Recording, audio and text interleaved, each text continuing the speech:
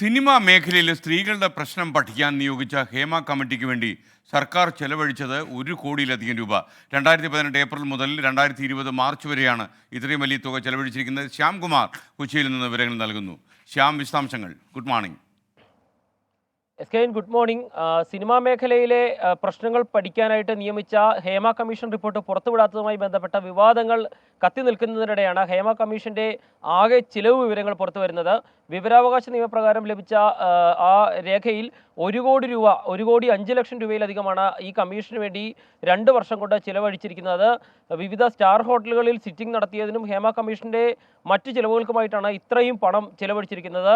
1 കോടി രൂപ വിലയുള്ള റിപ്പോർട്ടാണ് സർക്കാർ ഇതുവരെ പുറത്തുവിടാത്തതും കഴിഞ്ഞ ദിവസം വിവരാവകാശ കമ്മീഷന്റെ ഉത്തരവ് പ്രകാരം പുറത്തുവിടാൻ തയ്യാറെടുക്കുന്നതും. Thank you Shyamkumar.